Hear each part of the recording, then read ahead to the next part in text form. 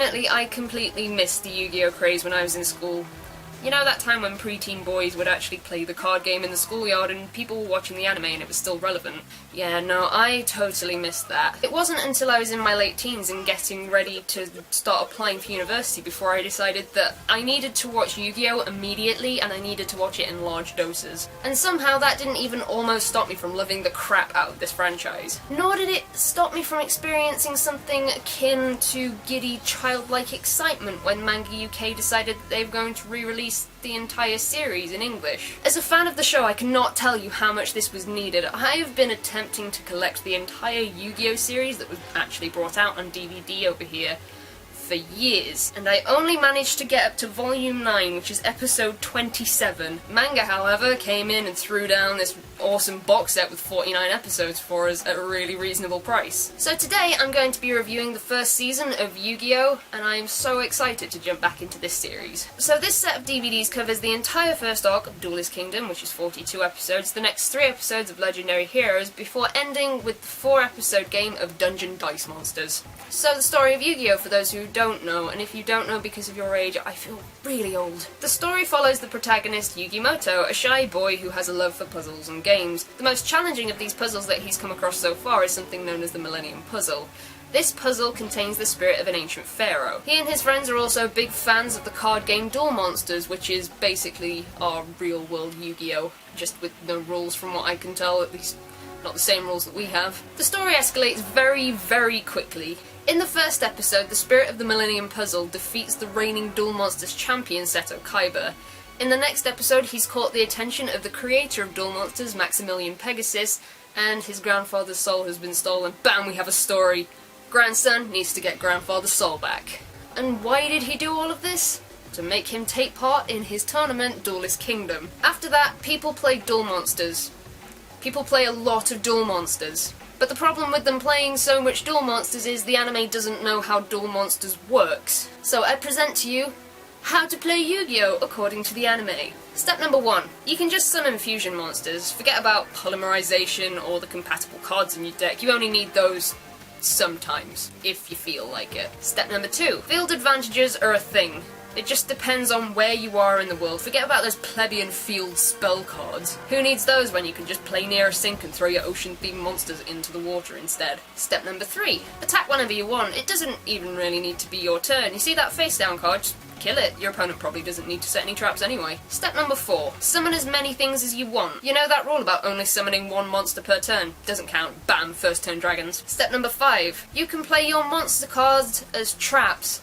I don't know why you would do this, but you can apparently. I cannot tell you how much shouting me and my friends did at the TV. You can't summon him, Joey. He's a fusion monster, Joey. You can't do that, Joey. Stop it. You can't put that there, Para. That's not a trap card, Para. Stop what you're doing. I guess it keeps you guessing, but I can't help but feel bad for those ex-competitive Yu-Gi-Oh players who are just pulling their hair out instead of enjoying the nostalgia of the show. Quite a lot of people actually see Duelist Kingdom as one of the weaker arcs in Yu-Gi-Oh, but personally, it's one of my favourites. My favourite, by the way, is Dawn of the Duel, but we'll talk about that probably in about 2 years' time.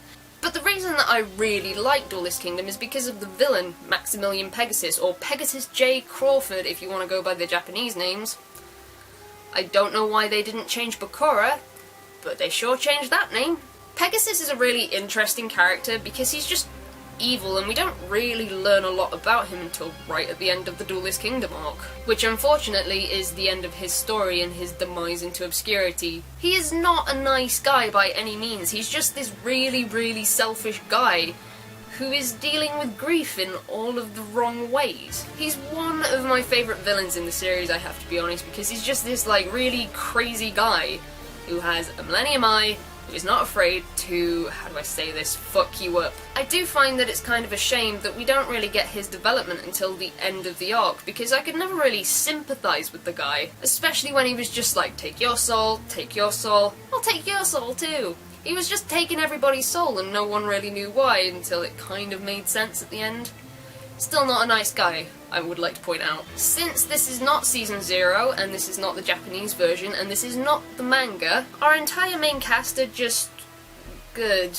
They're mostly sweet, innocent, and hyper-polite, and have this insane belief in the bond that they share as friends. There's no real issue with their morality either, which is kind of a shame. Original Yami Yugi was shady as hell. You know, with his setting people on fire and blinding them.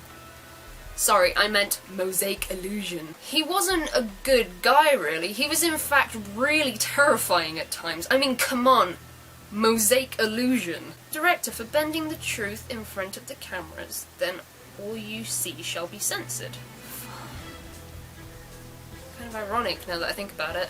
These penalty games are actually kind of a big deal in the manga, the original series, and I assume in the Japanese version of Yu-Gi-Oh! Penalty games are basically where the whole mind crush thing comes from, and being fair, anyone with a Millennium item can do these. So basically, anyone with a Millennium item in the future, fucking steer clear, okay? This is fake. And that's where I have a problem with this, because immediately, knowing that, it puts Yami Yugi in the same group as Pegasus, Yami Bakura, and Yami Marik. And it's really weird when you see him in the anime because he's this warrior of justice. He's just the ultra good in every situation because everything he does is seen as right because he's helping Yugi. He's especially good when you compare him to Yami Bakura because Yami Bakura, oh my god, he literally kills people in this show. Even in the 4Kids dub, he literally kills 5 people with a giant bug. Literally kills them. Okay, I suppose I am a little bit disappointed in the lack of moral ambiguity with Yami Yugi. I was a big fan of the original Season 0 and I love the manga. I will say I've never seen the original Japanese uncut version of this show before, and this is a 224 episode series that we're just starting to talk about. But I can't help but have the feeling that we're missing something in the westernized version that we have. Which actually brings me quite nicely onto the release itself. You won't be finding any Japanese audio tracks here, folks. And I guess in that respect it does feel a little bit bare bones, but I can kind of understand why. Firstly, I don't know who owns the rights to the Japanese audio, but I'm assuming they're pretty hard to get. I'm assuming it's just some guy in an office holding the rights to Yu-Gi-Oh! Looking down on us for our inferior product. But the reason that I don't feel like it's a bad thing is not a ton of people are going to use it, being real. This isn't an anime release that's aimed at specifically anime fans, I don't feel like. I feel like this is aimed at people who used to watch Yu-Gi-Oh! When they were younger. Being honest, I can kind of see that a lot of people wouldn't want the violent version of their favourite childhood shows because that might ruin the nostalgia for them. So I guess I kind of understand, but I'm still a little bit disappointed that it's still the censored version with finger guns. If you have a childhood attachment to Yu-Gi-Oh! I cannot recommend this enough. I had so much fun rewatching it, and it definitely took me a lot further than the original release ever did. So, like I said, if you've got some sort of attachment to this series, or maybe you just want to check out Yu-Gi-Oh! For the first time, I highly recommend this release because it's so much fun. You just need some friends, a DVD player, and some ice cream, and you're going to have a fantastic weekend. That's all I have to say about this particular release of Yu-Gi-Oh! But I will definitely be doing other ones in the future, so you can look out in March for Battle City, I think. I'm not sure. But let me know in the comments down below, what is your favourite Yu-Gi-Oh! Card? Mine is Crystal Beast Ruby Carbuncle. It's like my spirit animal or something, it's so cute. But until next time, take care, and I will see you guys soon.